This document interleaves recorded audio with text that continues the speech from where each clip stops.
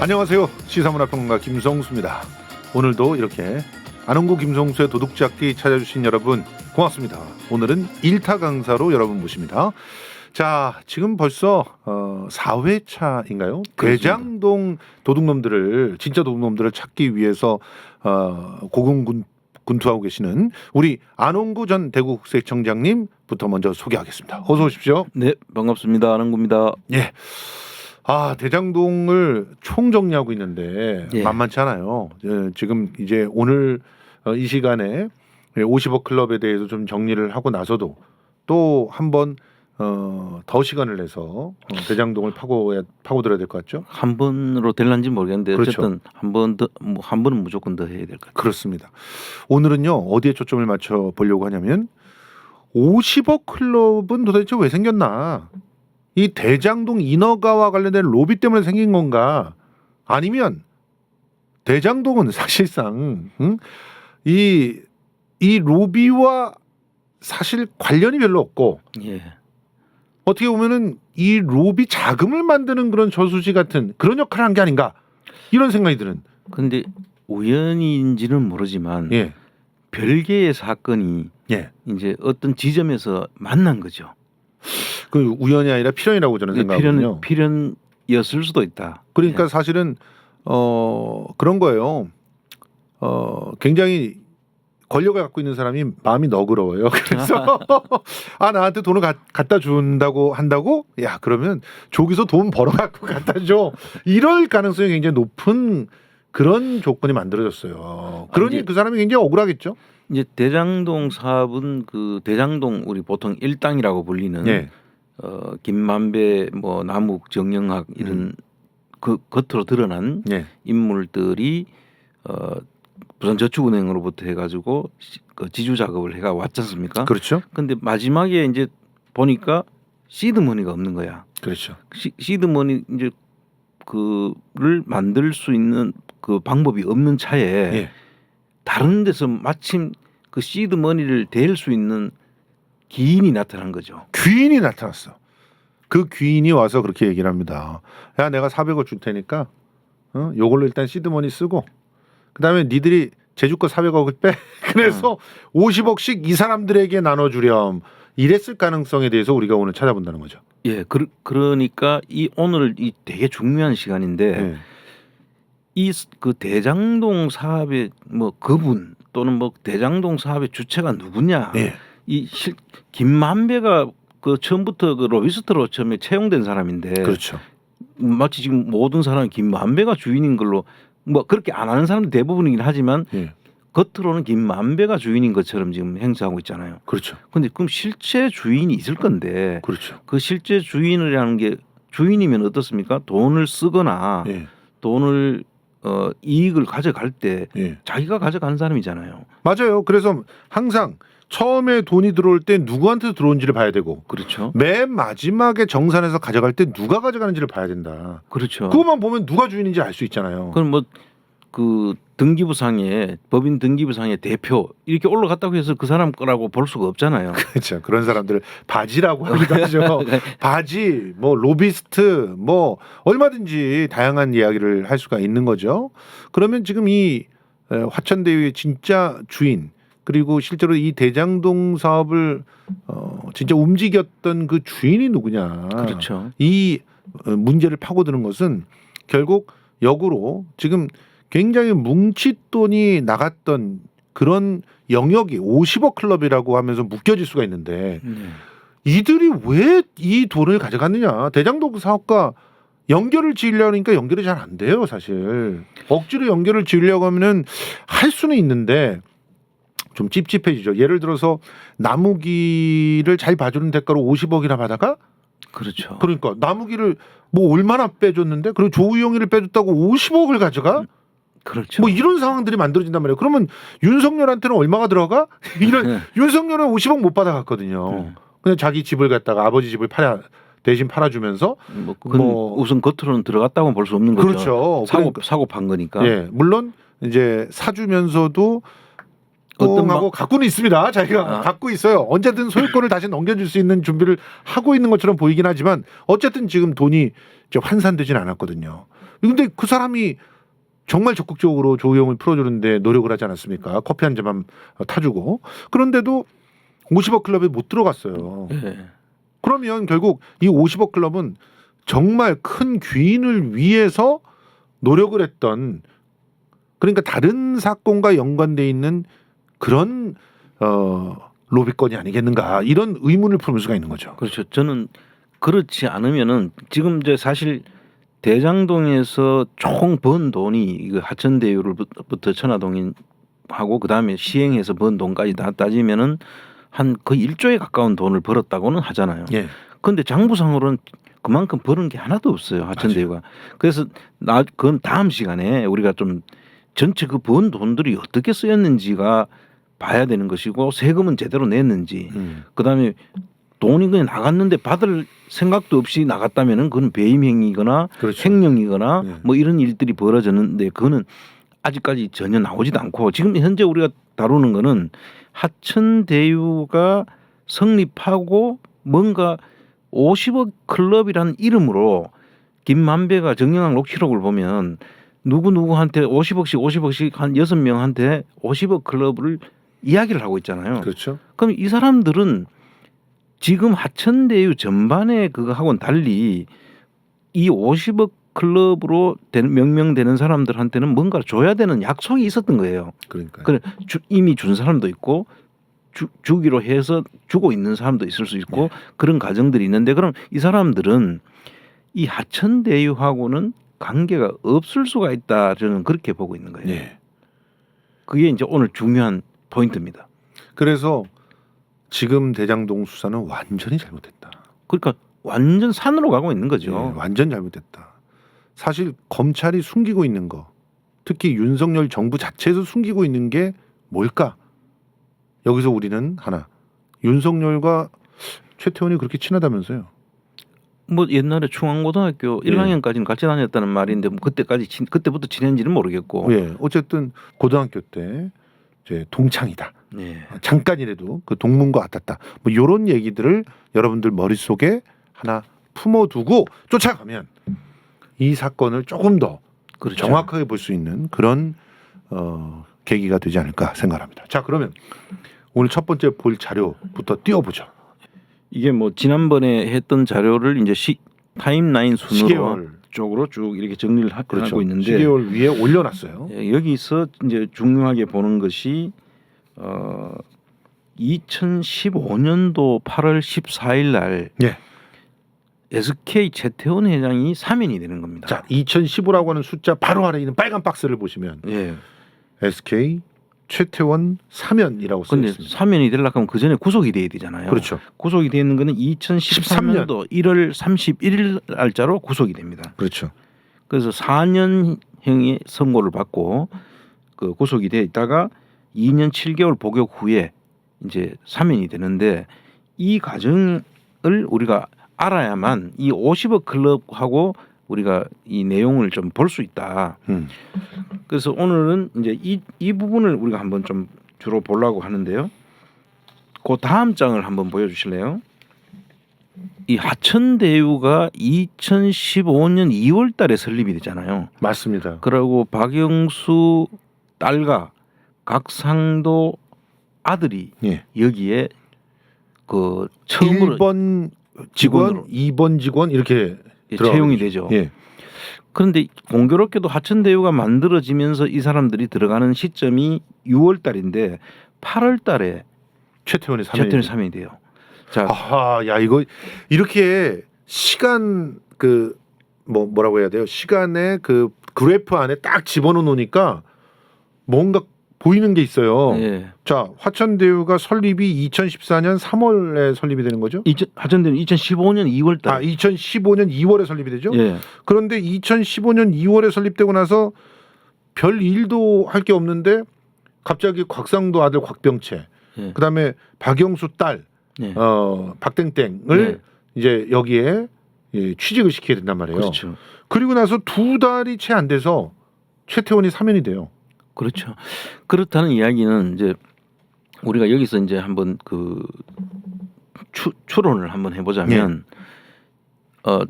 보통 사면이라고 하면은 날짜는 8월 14일 이렇게 정해져 있지만 그 전에 결정이 되죠. 그렇죠. 그리고 사면을 하기 위한 절차는 청와대 민정비서실에서 예. 이걸 검토를 합니다. 사면을 하기 위해서는. 예. 그리고 검토를 하고 그 다음에 어디로 보내냐면은 검찰과 법무부에다가 보내가지고 명단을. 이 사람의 사면 꼭 이 사람만 할 건지 아니면 사면 그 자기들 기준을 만들어야 될 거 아니겠습니까? 그렇죠. 기준을 만드는 데서 이러이러한 사람들이 해도 될지 민정수석실과 그때부터 법무부와 검찰이 막 이 조율이 되는 거죠. 예. 그때 이 되는 시점하고 그게 한 2달 내지 석 달 전에 이런 일들이 막 이루어지는 거예요. 그러니까요. 그때 어느 정도 언지를 받고 있었다고 하면 이 이야기는 어떻게 딱 시간적으로 너무 명확하게 떨어지는 시기가 되는 거죠. 어머 세상에. 그리고 성남의 뜰이 설립이 되는 것도 사면 바로 직전에 설립이 되네요. 그 이제 성남의 뜰이 설립이 7월 되는 거는 27일. 이 성남의 뜰이 설립이 되는 것은 이 사면하고는 사실 무관하죠. 왜냐하면 전혀 별개인데 요거는 우연의 일치로 예. 그 성남의 뜰은 민간 합동 개발을 하겠다는 성남시의 의지에 의해서 이루어졌기 때문에 이 사면하고는 사실상 이거는 직접 연결되기는 어렵다는 거죠. 근데 이 화천대유가 사실상 성남의 뜰의 파트너로 선정이 되는 그렇죠. 예.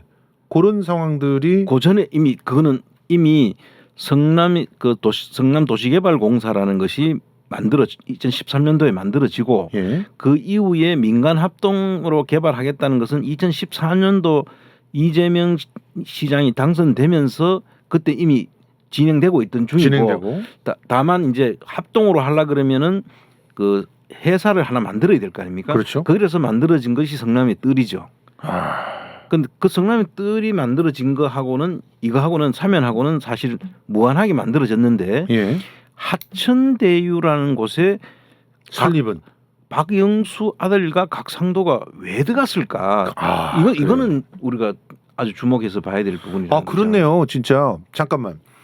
기본적으로 이 두 사건이 만나게 되는 지점은 곽상도 아들과 박영수 딸이 화천대유에 입사하는 것부터 만나게 되는 거네요. 그렇죠. 그런데 지난번에 말씀드렸지만은 그 키인앤파트너스라고 하는 그 최기원이라고 하는 최태원 회장의 여동생에서부터 돈을 받아 10%로 받아와 가지고 거기서 6.9%로 이제 그 하천대유가 빌려주는 SK하고의 이런 수상한 거래가 있잖아요. 예. 그 거래를 우리가 생각해 본다면 이 처음부터 이 SK는 최태원 회장하고 뗄래야 뗄 수 없는 관계로 이 시작이 됐다라는 것을 생각해 볼 수밖에 없는 것이 아닌가. 그렇죠. 실제로 그 이 SK가 만약에 그 전혀 최태원 회장의 사면과 관계 없이 그 키넨파트너스에 돈을 집어넣었다라고 한다면 도대체 설득이 아무것도 안 돼요. 그렇죠. 여기에 동생이 동원되는 것도 이해가 안 되고 동생의 돈이 어디서 왔는지도 좀 우리가 따져봐야 되겠지만 그럴 만한 돈을 어디선가 갖고 와가지고 여기다 집어넣을 만큼 그분이 생산적인 기업 활동을 하시는 분이 아니거든요. 그렇죠. 문화재단 하는 사람이 문화재단. 원래 문화재단 하는 사람이고. 근데 문화재단을 하는 사람이라면 재단은 다 그렇잖아요. 자본금 넣어놓고 이자 받아갖고 운영하는 데잖아요. 그 돈 쓰는 데죠. 그렇죠. 영업을 해가지고 돈 버는 데가 아니거든요. 예. 그런 데에서 이제 일단 자산을 그 10%로 내준다라고 하는 거. 그런 결정을 한다는 건 굉장히 믿을 만한 그런 고지이기 때문에 10%로 내준다는 거죠. 그렇죠. 그렇지 않으면 재단의 자산을 막 이렇게 아무리 수익을 갖다 내기 위해서 급했다고 해도 아무데나 안 줍니다. 제가 이제 문화재단에서 근무를 해봤기 때문에 알지만 재단의 자산을 이렇게 어디다가 이제 수익을 내기 위해서 내준다. 그러면 정말 엄격하게 따져보고 정말 안전한 곳이 아니면 그렇게 못합니다. 그 나중에 배임으로 크게 걸릴 수가 있기 때문에 절대로 그렇게 못합니다. 그렇죠. 키인앤파트너스라는 회사 자체가 이미 베네딕트 인베스트먼트라고 하는 그 최태원 회장이 구속되는 그 회사. 그렇죠. 거기에서 근무하던 이사가 나와서 대표로 있고, 그러니까 거의 그 SK 직원들이잖아요. 그렇죠. 계열사 직원들이기 때문에 이 사람들은 뭐 믿을 수밖에 없는, 믿을 수 있는 그런 직원들이 운영하는 회사이기 때문에 이자를 줄 수 있는 거죠. 솔직히 말해서 이 남매 사이가 안 좋았다 그러면은 이 돈 안 나왔어요. 그럼요. 그렇잖아요. 사실 SK 직원들이라고 해도 이 박중수라고 하는 사람이 솔직히 말해서 최태원이 구속되게 했던 그 회사의 사람이지 않습니까? 그렇죠. 그러면 사이가 안 좋았다. 그리고 뭔가 이 남매 사이에 미략이 없었다.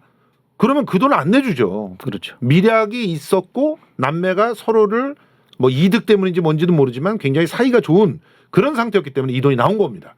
그러니까 이제 자기도 위험을 무릅쓰면서. 예. 그 문화재단 하고 이제 재단 2개를 운영하시는 분인데 예. 오빠로부터 지원이 없으면은 될 수가 없는 그런 재단이잖아요. 그렇죠. 그래서 그런 부분들을 우리가 감안한다면 이때 만들어진 SK 쪽 자금들이 여기에 들어올 때는 이게 다 같이 뭔가 서로 이야기가 되지 않았으면 이런 일들이 만들어지기 어려운 상태죠. 우연의 일치일지 몰라도 이 동생 분이 나중에 모든 일들이 진행이 돼가지고 최태원 사면되고 나서 주식이 좀 올라갔습니다. 주식의 보유 퍼센티지가 올라가요. 예. 그러니까 이런 것들이 다 우연이 아니다. 우연이 아니라는 걸 염두에 두시고 계속 해보겠습니다. 자, 그러면 일단 박영수 딸과 곽상도 아들이 화천대유에 입사한 게 2015년 6월이고 그리고 8월 14일에 사면이 됩니다. 자, 그리고 그 주변에 어떤 일들이 벌어지는지를 좀 더 짚어보면은 50억 클럽의 속성을 더욱더 확인할 수가 있겠죠? 그렇죠.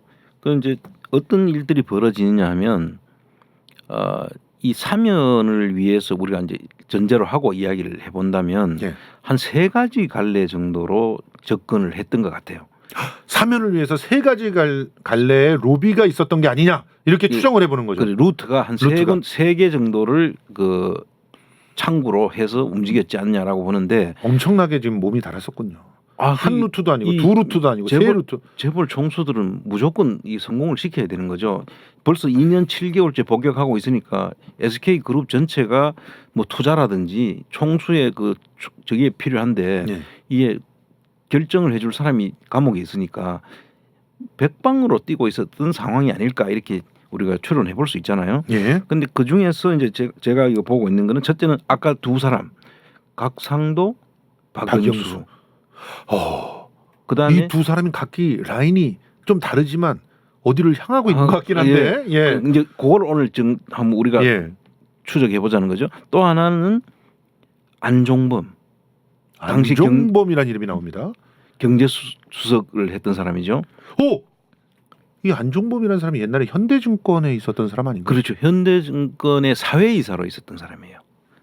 그리고 이야. 근데 현대증권의 사회이사를 하다가 경제수석으로 들어갔단 말이죠. 예. 그래서 우리가 안종범 사초라고 알려지고 나중에는 박근혜 쪽을 등을 돌렸었는지 모르지만 예. 어쨌든 지난번에 뭐 그 행사하는데 지금 뭐 윤석열 정부 사람들이 전부 다 참석했다고 할 정도로 예. 돼 있는 분이고 그때 만들어진 사초를 가지고 박근혜가 탄핵이 되는데 일조를 했다는 사람이잖아요. 그렇죠. 근데 그때까지만 해도 박근혜의 민원을 전부 해결해주는 아주 최측근 집사였다고 봐야 되는 거죠. 그렇습니다. 그래서 이 사람한테 돈을 갖다 주는 거죠.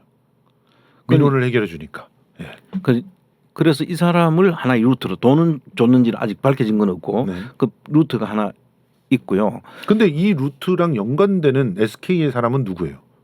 여기에서는 이제 현대증권의 사장하던 예. 현대증권 사장하던 김신이라는 사람이 있어요. 예. 이 사람을 현대증권이 훨씬 더 큰 회사거든요. 그렇죠. 엄청나게 큰 회사죠. 그런데 현대증권. SK증권 회사 조그마한 회사란 말이에요. 예.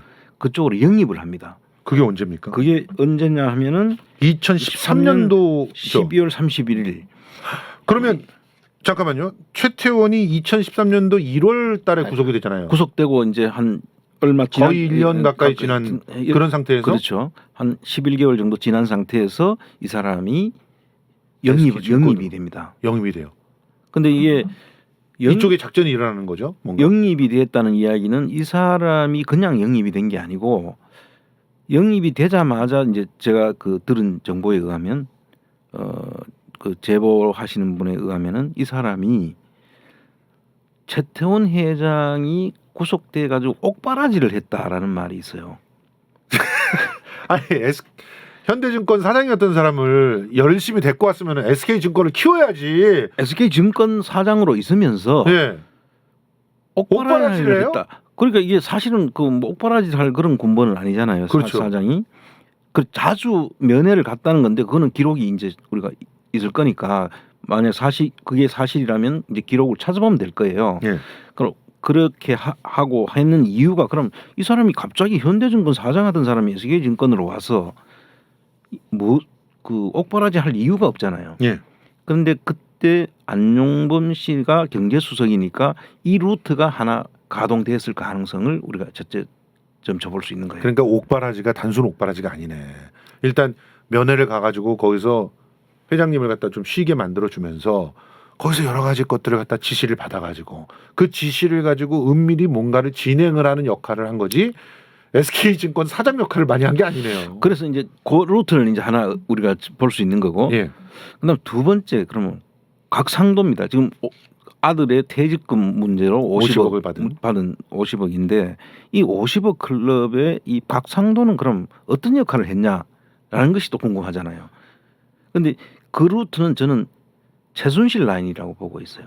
곽상도는 사실 최순실의 여러 가지 문제들을 하나은행을 동원해 가지고 함께 해결하던 사람이잖아요. 그렇죠. 이제 각상도는 그 하나은행보다는 각상도하고 최순실과의 관계는 어디서 봐야 되냐면은 그분이 있구나. 미래저축의 예. 은행의 그 김창경이라는 그렇죠. 사람이 김창경. 있습니다. 예를 들어 최순실의 그 아버지 최태민이 묘가 있는 예. 그 땅의 주인 그렇죠. 그 사람이 김창경이라는 사람인데 이 사람은 누구냐 하면은 최순실의 언니의 남편 그 형부잖아요. 예. 장시호라고 예. 장시호의 아버지 아버지. 장석칠과의 친구 관계라고 하는 사람이고 예. 그 돈을 그 김창경이 관리를 했다고 지금 알려져 있는 인물이에요. 장석칠의 돈을 김창경이 그러니까 장석칠은 누구냐 하면은 그 최순실의 모친의 돈을 그 도와서 예. 사위로서 관리를 했다고 알려진 그 인물이잖아요. 그렇죠. 거기에 김창경이 나오지. 김창경이 또 곽상도의 오랜 스폰서였다. 아니 그 스폰서가 아니라 김창경의 미래저축은행을 저축은행 사건이 터지면서 구속이 된 거예요. 구속이 됐을 때 그때 변호사가 곽상도. 곽상도였던 거예요. 이전부터 관리했던 얘기들도 있던데 그건 아닌가요? 그런 관계까지는 그 당시까지만 해도 뭐 최순실에 대한 내용을 알고 관리하기는 안 했을 것 같고 그래서 그렇게 변호사 관계가 되는데 그걸 어디서 유추해 볼 수 있냐면 각상도가 초대 민정수석이 되는 거잖아요.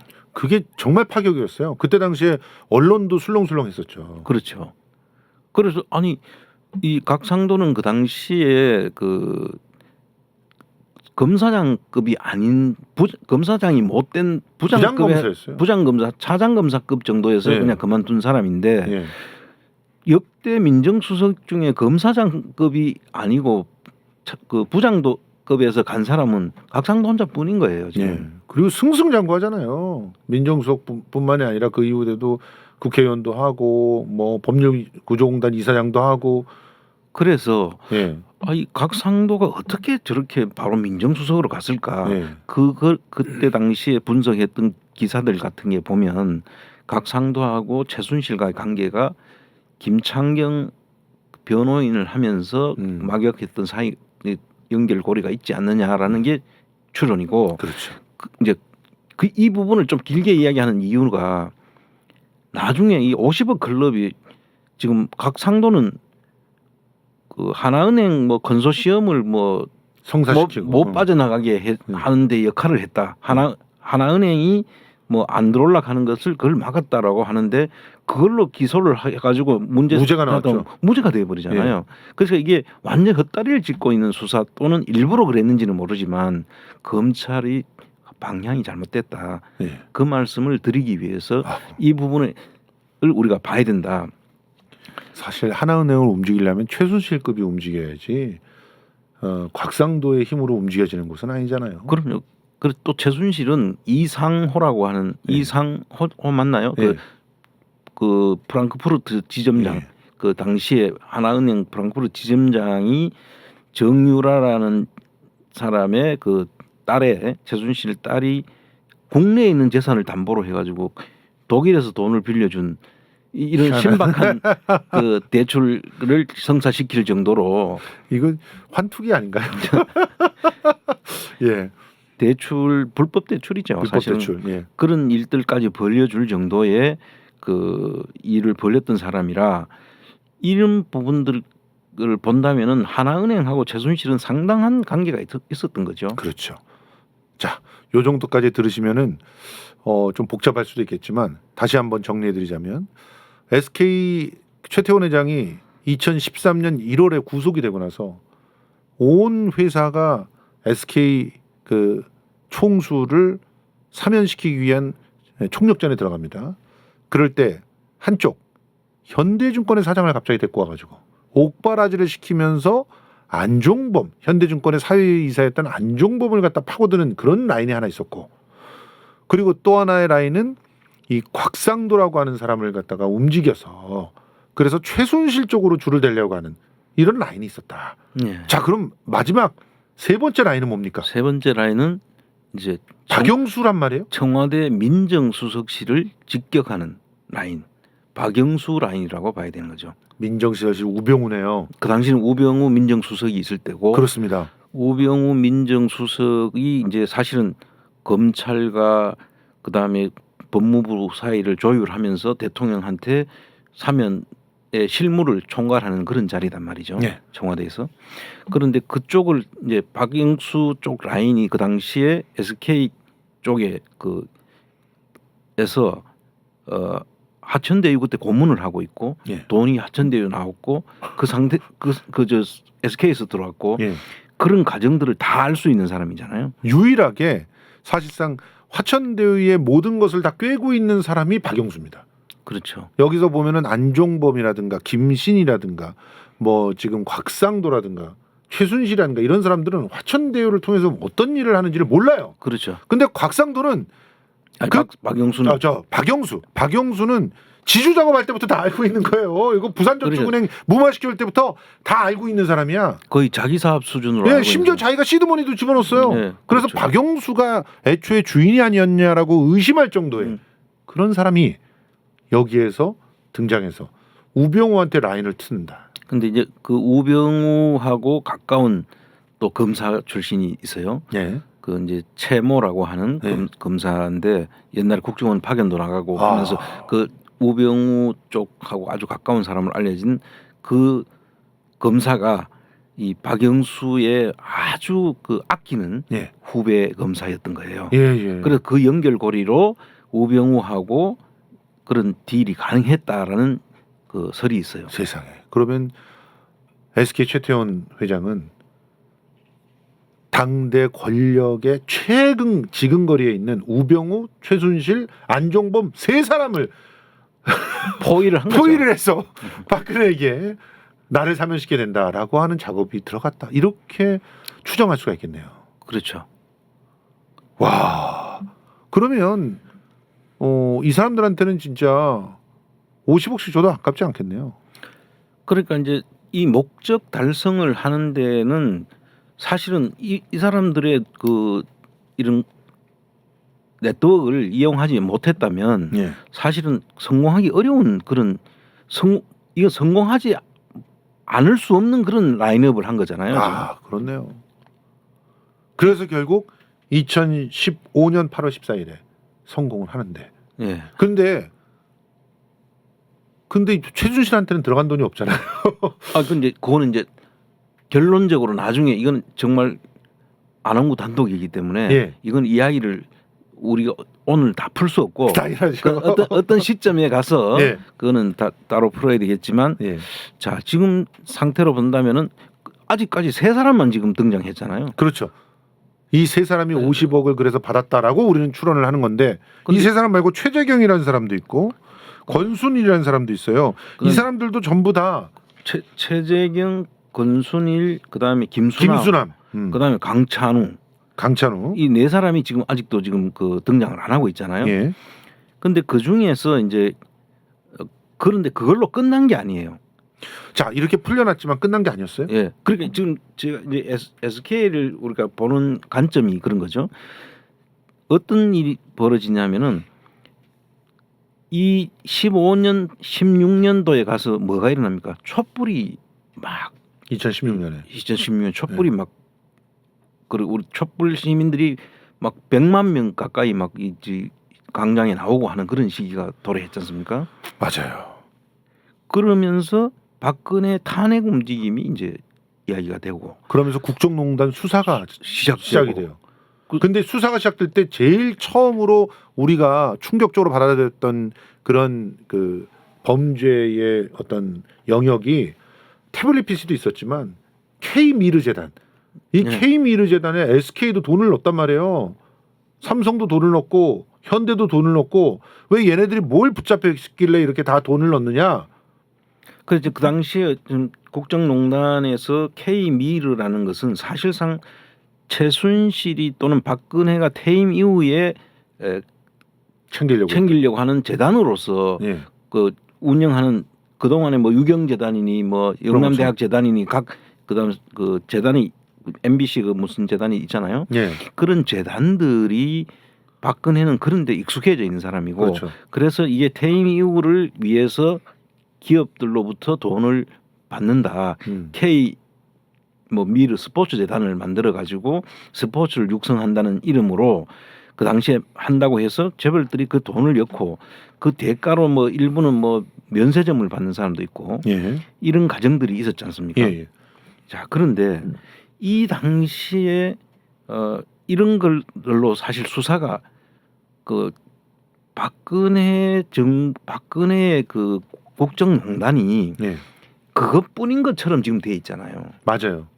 그 삼성은 정유라 말 사주고 예. K미르의 재벌들이 돈 넣는 그게 국정농단으로 지금 모두 알려져 있지. 박근혜가 다른 무슨 뭘 잘못했다는 게 지금 전혀 안 드러나 있죠. 솔직히 말해서 그래가지고 극우 인사들이 박근혜가 잘못한 게 뭐 있느냐, 자기 주머니로는 돈 한 푼 안 받았다 이런 식의 뭐 억지 주장을 하고 있단 말이에요. 그렇죠. 예. 그런데 그렇게 돼 있는 상태에서 그럼 박영수가 국민적 영웅인 것처럼 왜 박근혜를 구속시켰습니까? 그렇죠.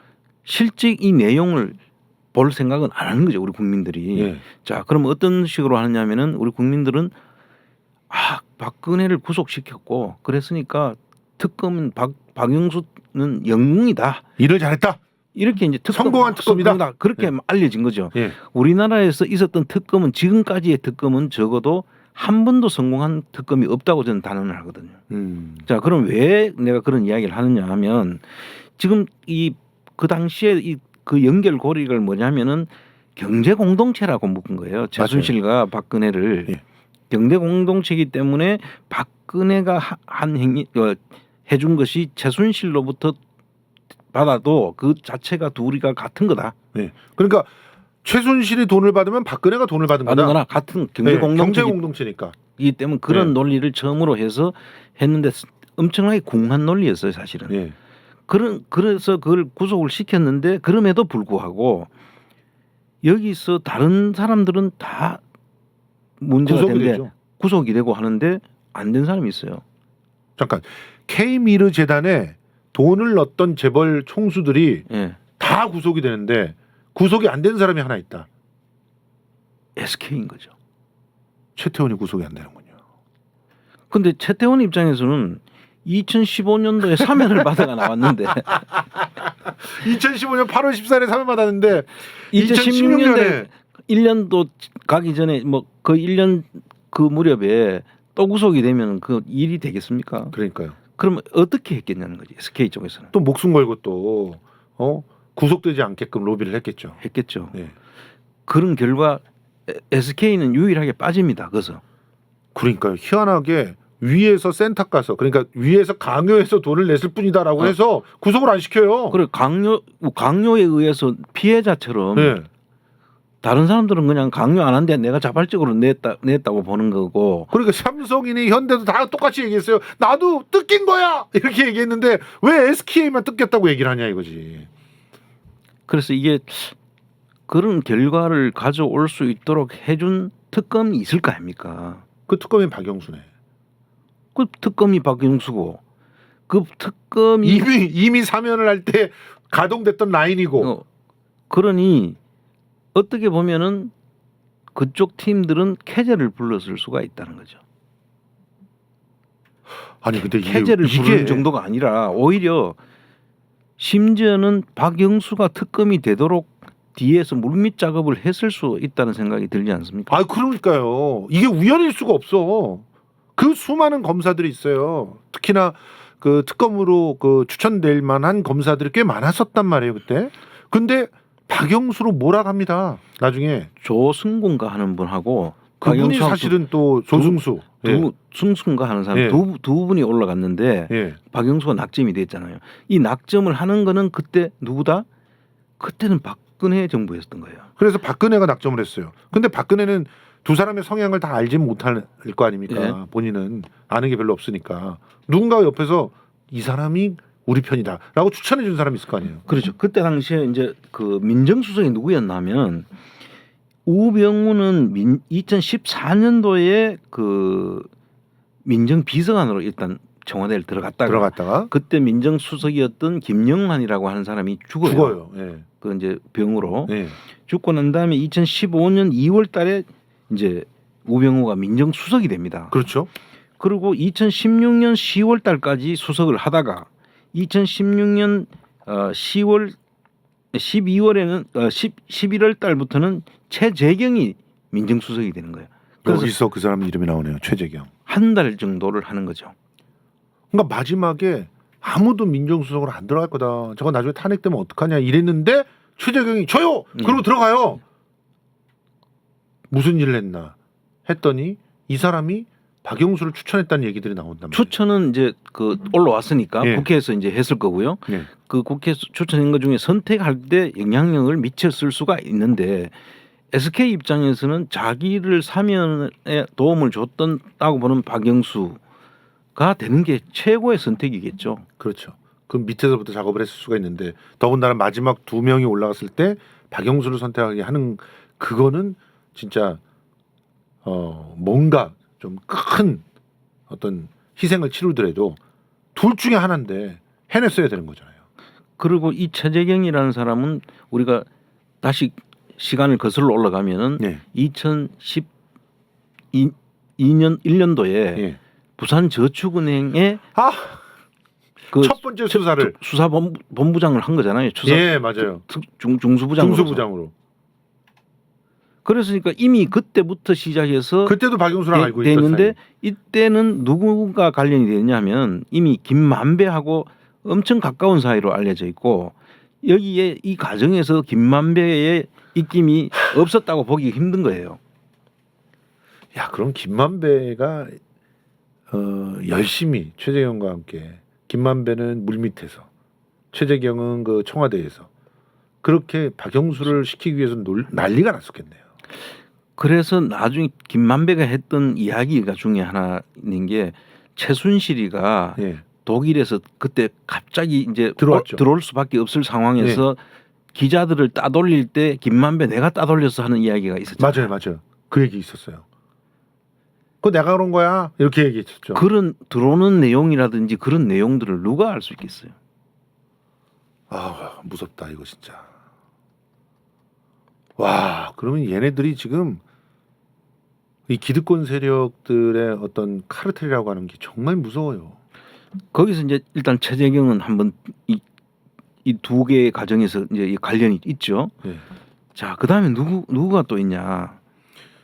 지금 그 강찬우라는 예. 사람이 있죠. 강찬우는 언제 등장하느냐면은 2014년도에 강찬우가 뭘 하냐면은 이 강찬우는 2014년부터 15년까지 수원지검장을 해요. 예. 근데 이 수원지검이 어디입니까? 하천대유를 관할하는 자리이기도 하고 부산저축은행 수사를 했던 곳이죠. 맞아요. 이 무렵에. 예, 두 번째 수사. 그러니까 이 부산저축은행 수사의 두 번째 그 저축은행 수사라기보다는 예금보험공사가 그렇죠. 고발을 해서 예. 그 부산저축은행 수사를 중심으로 하던 곳이 그때.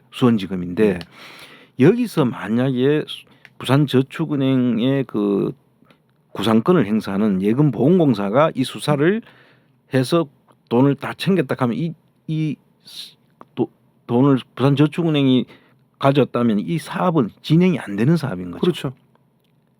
그러니까 정확히 말하면 부산저축은의 피해자들의 소유가 되거나 그렇죠. 아니면은 뭐 예금보험공사 예금보험공사의 소유가 돼서 뭐 별도로 팔든가. 그렇죠. 그걸 팔던가 이렇게 됐을 텐데 그거를 그쪽으로 넘어가지 못하게 하는 결정적 역할을 강찬우하고 김수남 이 사람들이 하는 건가요? 그렇죠. 지주 작업의 역할을 예. 그대로 인정하면서 사업이 될 수 있도록 그 수사 과정에서 그런 물꼬를 터줬지 않냐 이렇게 의심이 되는 거죠. 그냥 조우영 하나 정도 잡아놓고 잡는 게 그 조우영 구속시키는 게 그게 뭐 다는 아니니까 예. 그냥 안 할 수는 없으니 예. 그렇게 하고 이제 그 검찰이 주로 하는 수법이 그거잖아요.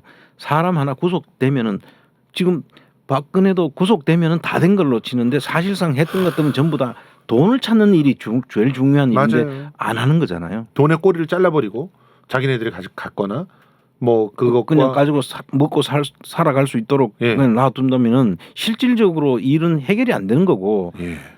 그냥 감옥 잠시 갔다 오는 거죠. 그렇죠. 예. 자 그런 일에 이 사람이 등장했다는 거죠. 자 그러면 이제 누가 남았죠 또? 김수남, 권순일 이렇게 둘이 남습니다. 그 김수남은 어떤 케이스냐? 김수남도 이때가 그 예금보험공사 할 때 직전에 뭐를 했냐면은 김수남은 수원지검장을 했고, 예. 그 다음에 대검 차장으로 차장을 옮겼다가 예. 요때까지만 해도 검찰총장 되잖아. 근데 나중에. 검찰총장이 돼 가지고 이 사건이 벌어지게 박근혜 정부 마지막까지 검찰총장을 하는 사람이 김수남이에요. 맞아요, 맞아요.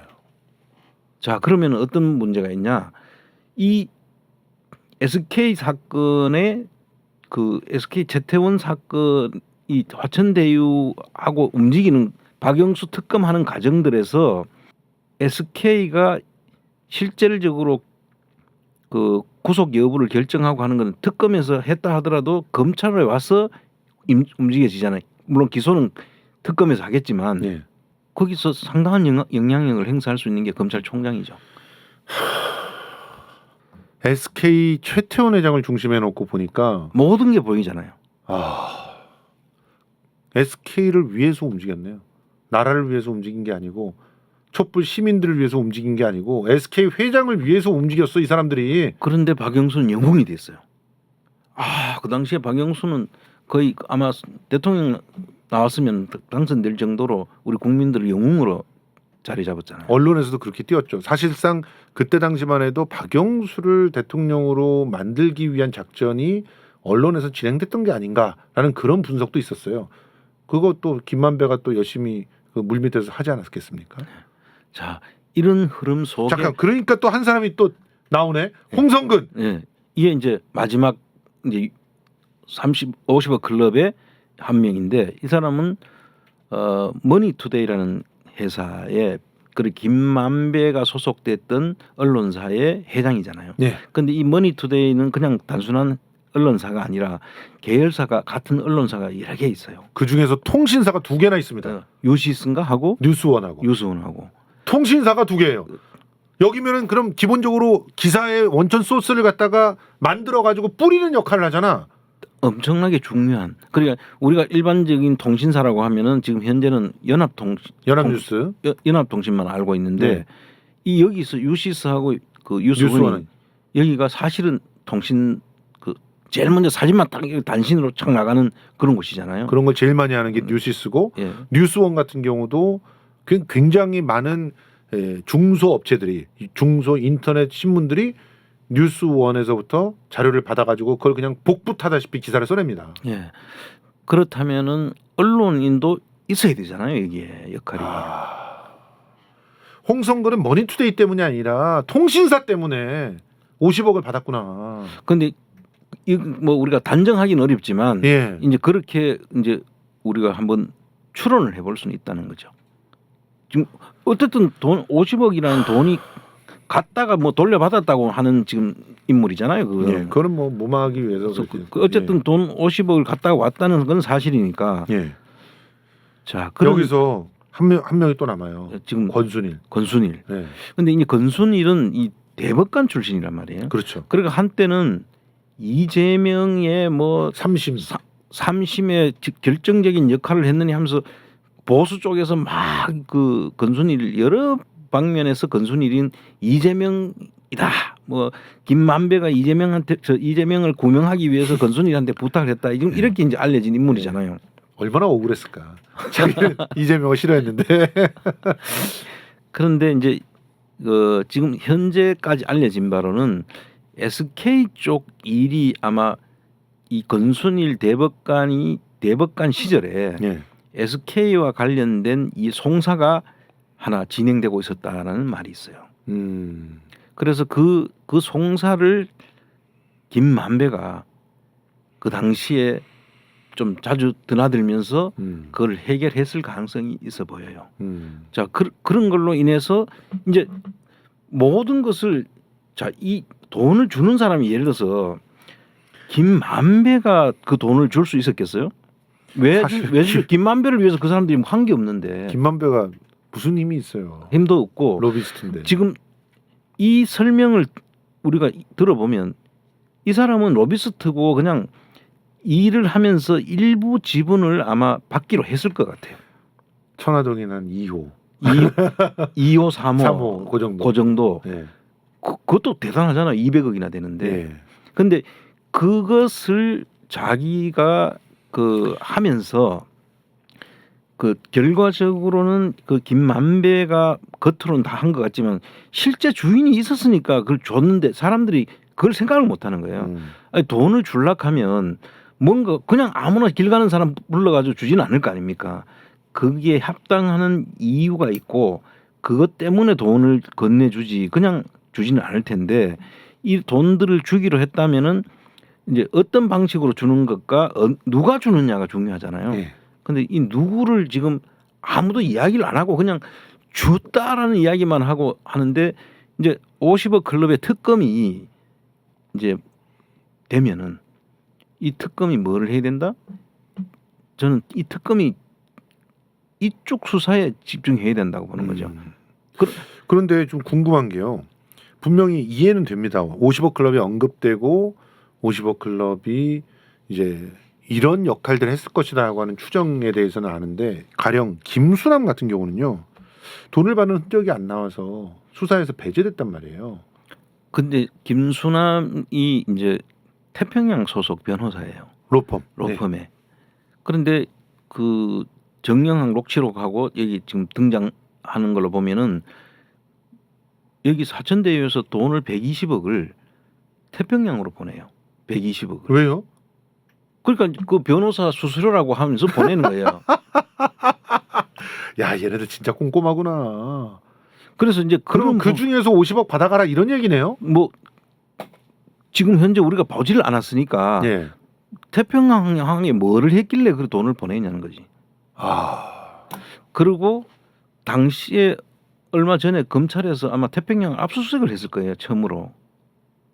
그게 이 50억 클럽과 관련돼 있는 압수수색이었습니까? 이제 내용은 우리가 뭐 검찰이 아니니까 120억을 갔으면 그것은 이유가 있어야 될 거 아닙니까? 그런데 그걸 압수수색하고 난 뒤에 지금 무슨 이야기인지 이야기가 없어요. 로펌을 압수수색을 한다고 난리가 났었죠 그 당시에. 예.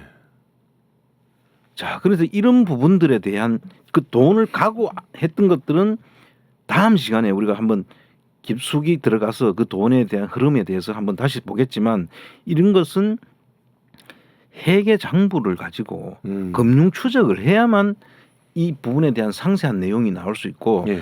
그런데 이 하천대유는 얼마나 어설픈 회사냐면 회계 장부가 누가 봐도 이상한 장부를 해놓은 거예요. 그래요? 보통 회계 장부를 정리하면은 겉으로 보기는 다 맞아 떨어지는 쪽으로 하거든요. 예. 근데 여기는 잘 모르는 사람이 봐도 이거는 문제가 있네. 금방 알 수 있도록. 그리고 일부 또 회계 감사 보고서를 감사 의견을 제시했는데 감사 의견 안 내겠다고 회계사들이 거절할 정도의 엉망으로 된 그런 보고서를 만들어 놓는 거예요. 정영학이 회계 보고서 만든 거 아닌가 보죠? 근데 정영학이는 이 사업 구조만 짜고 정영학은 그 회계 업무를 안 한 거예요. 그 회계 업무를 한 데는 다른 회계 법인이 따로 있더라고요. 자, 그럼 이런 상황으로 이제 갔는데 왜 이걸 이런 식으로 보게 됐는지를 그 근거를 제가 이제 좀 말씀을 드려야 될 것 같은데 예. 근거를 보시면 2017년 1월 12일 이때가 이제 한참 그 특검이 막 진행될 때입니다. 그렇습니다. 한번 그 자료를 한번 2017년 1월 17일. 저 기사 정말 충격적인 기사인데 사람들이 잘 몰라요. 예. 이거를 제가 이거 보는 순간에 이거는 제가 보고 있는 추론이 이 언론에 다 나와 있다. 요게 한번 읽어봐 주실래요? 좀 이게 아주 재미있는 자료입니다. 이게. 예. 박근혜 대통령이 SK 최태원 회장의 특별 사면 결정을 정부의 공식 발표 전에 SK 측에 통보하도록 안정범 경제수석에 지시한 것으로 드러났다. 예. 안정범 라인이 가동된 걸 여기서 확인할 수 있네요. 또 이를 접한 SK 측은 하늘 같은 이 은혜를 영원히 잊지 않고 뭐야 지금 뭐 신이야? 산업보고에 앞장서겠다라는 답신을 안종범 수석에게 보낸 것으로 확인됐다. 이 같은 사실은 뉴스타파가 입수한 검찰 수사 기록을 통해 드러났다. 그리고 김창근 SK이노베이션 회장이 2015년 7월 13일 예.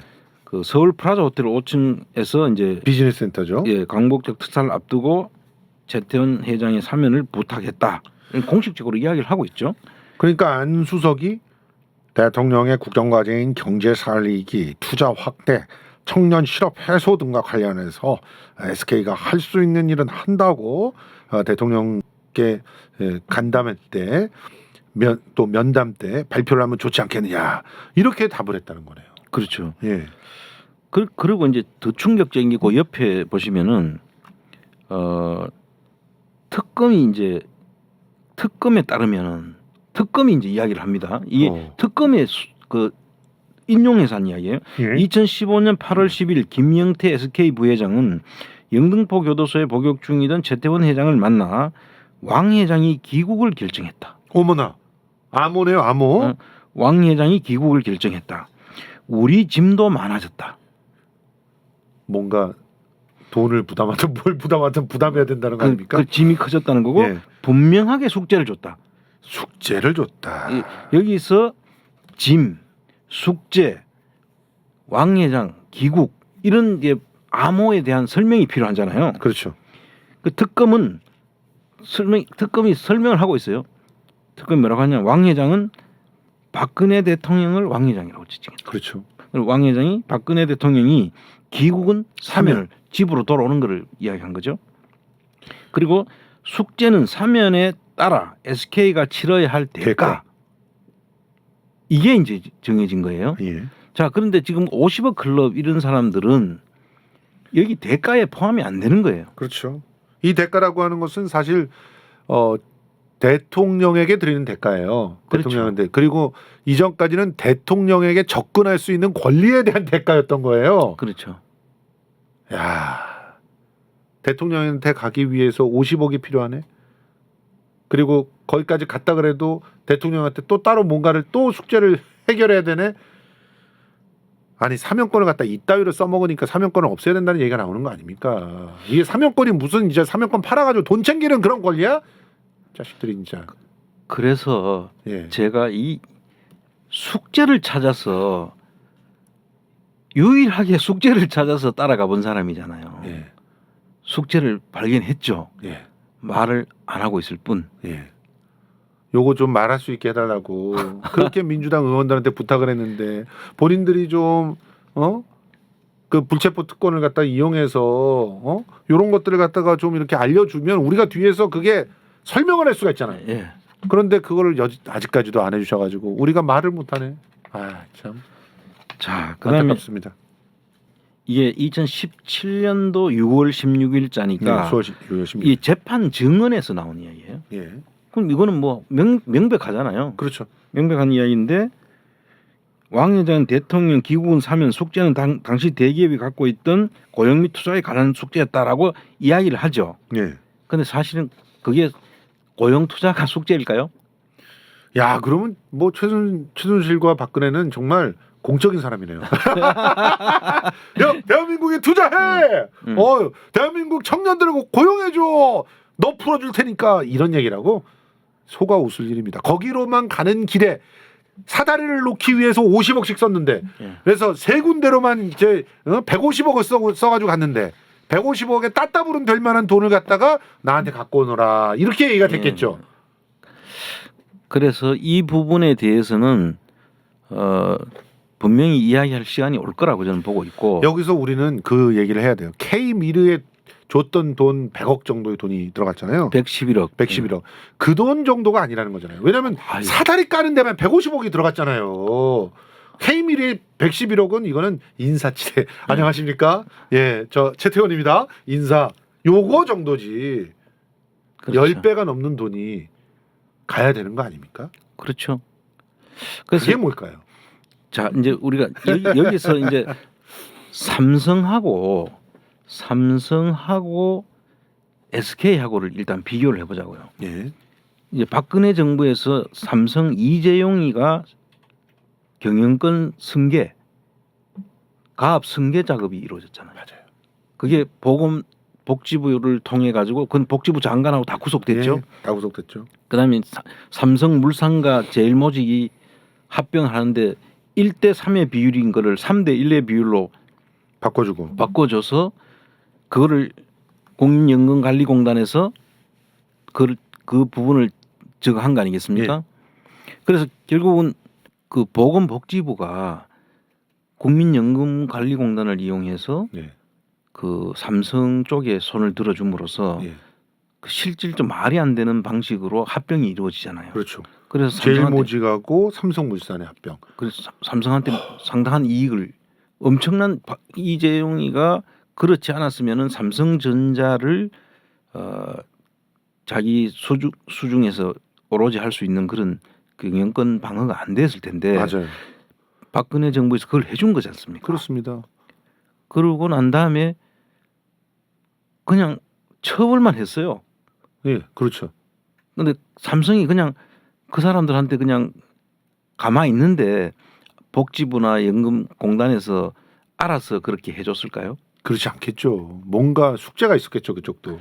근데 그 숙제는 안 드러났지 않습니까? 그렇죠. 그 부분도 제가 추적은 하고 있어요. 거기도 수천억 대의 숙제였겠죠. 그보다 좀 더 클 수도 있고요. 그냥 단지 그냥 말 주고 이런 게 아니야, 지금. 그런데 지금 박영수 특검이 그렇게 정리해 버렸잖아요. 아, 짜증나네, 진짜. 이제 그 다음에 SK는 음, 111억이라는 K미르의 돈을 연 것만이 전부다라고 돼 있잖아요. 그렇죠. 근데 그거 가지고 그렇게 박근혜 쪽에다가 줄을 대어 가지고 사면을 받고 싶어 했던 최태원 쪽에 두 번이나 봐준 거잖아요. 한 네. 번은 사면, 그렇죠. 한 번은 이 특검에서 문제된 것을 덮어주는 그렇죠. 이 구속을 안 시키는. 두 가지가 동시에 해결이 됐는데 그렇죠. SK는 뭐를 했을까? 엄청난 걸 했었어야 될 거예요, 아마. 그것을 이제 제가 추적을 했던 거고요. 그것도 역시 뭐 추정컨대 수천억짜리 수천억이죠. 어떤 프로젝트가 진행이 됐을 가능성이 높죠. 예. 우리는 둘 사이의 연관성을 못 보고 있을 뿐 그거를 시계올로 또 갖다 놓고 보면은 그리고 SK 최태원과 또 박근혜 혹은 최순실을 놓고 이렇게 그림을 딱 정리해 보면은 그게 딱 보일 겁니다. 근데 그 방식이 대장동 방식과 너무 닮아 있어요. 수법이. 그 대장동을 먹을 때와 보통주, 우선주 뭐 이런 사모펀드를 이용하는 방법 뭐 이런 방식으로 해서 대장동도 그 보통주 그 3억 5천 넣었던 보통주가 네. 3천억을 다 꿀꺽했잖아요. 그렇죠. 3천 여기서 저는 질문할 게 네. 있습니다. 아니 조국 전 장관 수사를 할 때는 내가 그 펀드 수사를 좀 해봐서 아는데 사모펀드 하면은 뭔가 구린 게 있는 거예요. 이랬던 사람이 왜 이거를 수사를 안 하죠? 왜 그때 당시에 그 사모펀드가 뭐 만들어지고 그래가지고 뭐 중간에 끼어서 기업이 막 엄청난 게 넘어가고 하는 그런 프로젝트가 진행이 됐다는 건데 네. 왜 수사를 안 해요? 그러니까 이제 요 10억짜리 펀드는 갖다가 그렇게 탁탁탁탁 털어가지고 하나도 발견하지 못하고 고작 표창장 갖고 사람을 갖다 6년이나 집어넣었던 그런 집요한 인간들이 왜 수천억 대의 그 기업이 오고 가는 그런 상황에서 사모펀드가 작동이 됐는데 왜 그건 수사 안 합니까? 그러니까요. 그 이제 그 당시에 사실 그 진행 과정들도 이렇게 보면 엄청 쫓기듯이 해요. 그 무슨 이야기냐면은 사면대가 이제 나왔어요. 나왔는데 약속은 지켜야 되잖아요. 숙제를 해야 되잖아요. 숙제를 해야죠. 근데 숙제를 하려고 하는데 갑자기 촛불이 막 일어나. 그러니까 촛불이 막 진행되고 난 다음에는 이게 약속을 못 지키게 되잖아요. 네. 그러니까 그 촛불이 끝나기 전에 이걸 해결을 해야 되는 거야. 네. 급하게 이루어졌더라고요. 그래서 막 어떤 기사는 그 내용을 뭐 공공질 작전을 방불케 했다 이런 맞습니다. 이야기도 있고. 흔적이 남을 수밖에 없는 사건이었고 그거를 그렇죠. 또 특검이 모를 리가 없어요. 아까도 말했지만 윤석열, 박영수가 그거를 모를 리가 없다니까. 그럼요. 나쁜 놈들이에요 진짜. 아니 이 그 검찰 새끼들 다 잡아 족쳐야 돼요 진짜. 대학 입시 비리 수사했다고 그 전문가라고 그러는 사람들 그러니까 근데 다 해봤는 사람들이 왜 그걸 몰라요? 그게. 그러니까요. 야 니들은 진짜 사형이야 사형. 내가 보기엔. 나라 돈을 갖다가 또 기업 돈을 갖다가 이런 식으로 헤쳐먹게 해놓고 니들이 평생 영구 집권을 할 줄 알았지. 자, 진짜 이제 민주주의의 적입니다. 사실. 오늘 사실 그 이 부분은 우리 그 전석진 변호사라고 예. 있지 않습니까? 예. 그 전석진 변호사가 상당히 이 부분에 저하고 이 그 접근 보는 시각이 상당히 같아요. 예. 근데 그분이 계속 페북에 글을 올리시고 예. 이 저 각상도 각 박영수 여기는 50억 클럽의 그 내용이 그 이분은 이제 김순환까지 이제 언급을 하고 있는데 이 사람들이 50억 클럽이라는 게 무슨 뭐 그 인허가권과 관련돼 있는 그런 게 아니에요. 은행 뭐 돈을 빌려주기로 했고 뭐 우리 은행을 가입시키기로 이거는 전부 다 페이크다. 가면이다. 예, 그 결국 그 이걸 덮어주기 위한 검찰의 하나의 수법에 지나지 않는다라고 이야기를 하면서 최태원 사면과 관련된 대장동의 흐름을 계속 페북에 올려주고 계시잖아요.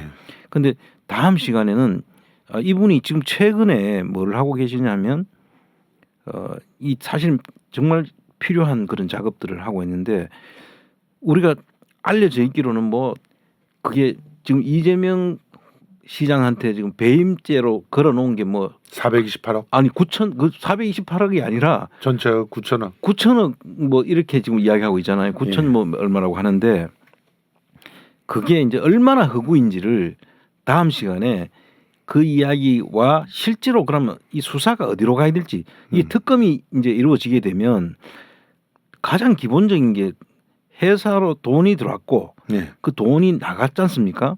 그럼 들어오고 나간 돈의 흐름이 정상적이었냐 아니면은 비정상적이었냐를 따라가면은 금방 나올 거고 만약에 비정상적인 흐름이었는데 그걸 누가 가져가면서 정상적인 방법으로 안 가져가고 가져갔다. 그럼 그게 배임 또는 횡령의 문제가 나오는 것이죠. 그런데 그게 원인이 뭐였느냐? 한 가지만 잠깐 언급하자면 여기 김만배에서 우리가 그 1,200억 그다음에 남욱이가 1,007억 이 부분들이 천화동인 1호와 4호에 그 돈이라고 하잖아요. 그렇죠. 그 돈이 남욱이한테 지금 공식적으로 간 돈은 없어요. 배당이 분명히 됐는데 제로예요? 배당을 받았으면은 이제 사실은 쓰려고 하면 회사에서는 그 배당세를 내야 되거든요. 근데 이런 부분에 배당이 되더라도 법인으로는 법인한테 배당이 되면은 법인은 법인세를 내야 된단 말이에요. 그 남욱도 천화동인 사호가 이름이 NSJ라고 바뀌어 있거든요. 이름이 그 회사에 들어온 돈이면 세금을 내고 정상적으로 그 회사 걸 돈을 또 가져가면 가져간 사람이 소득세를 또 내야 돼요. 그렇죠. 그런 과정들이 하나도 없고 이상한 방식으로 돈이 다 나가고 오히려 결손이 난 것처럼 돼 있는데 어허.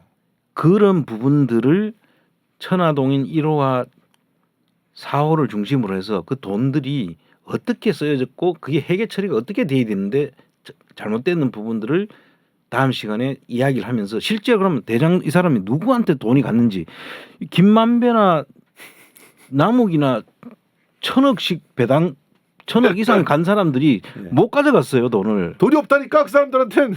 근데 그럼 그 돈이 어디 갔어? 그냥 주임종 단기 채권이라고 해서 그 사람들한테 갔는데 그걸 또 대손 충당금을 설정해 가지고 이걸 못 받을 수도 있다는 식으로 정리를 하면서 희한한 짓을 해놨어요. 자, 다음 주에 흥미진진하게 파헤쳐 보도록 하겠습니다. 자, 여러분 55클럽은 SK 로비 클럽이었나? 다음 시간에 마무리하도록 하겠습니다. 잘 쫓아오셨죠? 재밌었죠? 예, 다음 주에 꼭 이 시간 찾아주시기 바랍니다. 물러갑니다.